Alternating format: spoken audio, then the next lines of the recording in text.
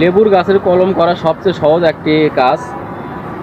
প্রথমে এরকম একটা তাজা একটা লেবুর ডাল নেবেন, নেওয়ার পর সেগুলো কাটিং প্লাস দিয়ে সবগুলো কেটে নেবেন, অর্থাৎ কোনো পাতা রাখা যাবে না। এই যে এভাবে একটি ডালের সমস্ত পাতাগুলো কেটে নেবেন। তারপর এই গোড়া অংশটুকু একটু চেষে দেবেন।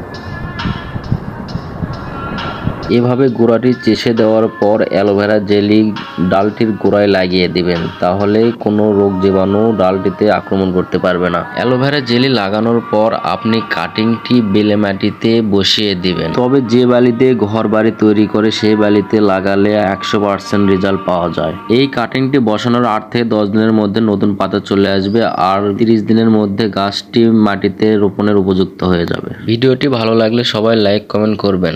ধন্যবাদ সকলকে। আসসালামু আলাইকুম।